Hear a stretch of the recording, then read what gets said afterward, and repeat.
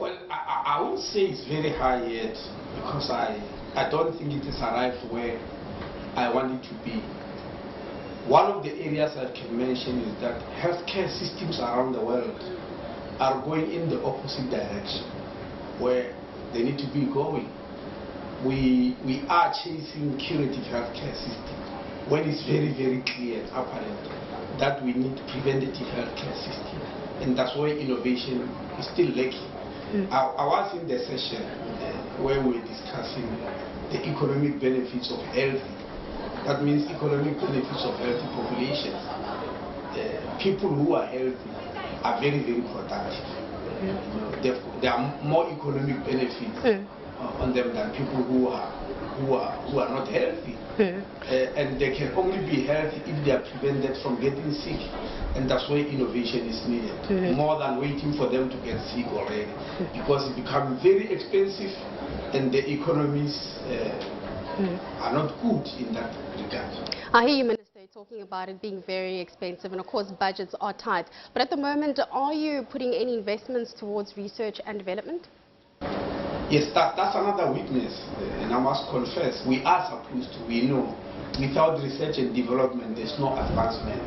But we have not yet arrived at the level where, especially in the developing world, where we say the amount of money we spend on research and development is what it should be. That's another area of innovation that is lacking. Are you perhaps trying to leverage of the relationships between the different BRICS countries? You know, you've got China that is leading the way when it comes to innovation. Out of the BRICS countries, they ranked the best. So are you perhaps using those relationships in order to see more research and development in the sector? In fact, one of the issues that we discussed in the BRICS Ministers of Health held in India in January 2013 is exactly this issue, what we call technology transfer.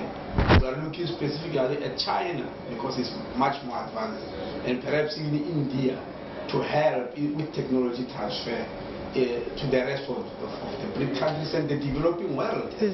Talking about the technology transfer, we have seen a big burst in social media technology. And then, of course, came the Ebola outbreak, where everybody was tweeting about it, emailing each other about it. Did this in any way change the role of the healthcare sector in South Africa from perhaps just merely giving the healthcare service? I think it caused more problems. Absolutely, unfortunately. It caused more problems because the tweets were wrong. It gave a lot of panic about Ebola. A lot of wrong information was spread. For instance, because of that, all of a sudden people believe if you are from West Africa and you just happen to be among our midst, you are an exploding bomb with Ebola. And that's wrong. Now I'm battling as I'm sitting here to try and reverse that. For instance, here in China, one tourist operator just sent on the web a message about Ebola in South Africa. It was removed, I understand, after 12 hours. But the damage that it has done for people believing that there is Ebola all over South Africa when there's not even a single case, it has damaged our prospects, our economy. I understand from tourism South Africa that there have been 90% cancellation because of what went on in the media. So I'm saying it did not augur very well for us.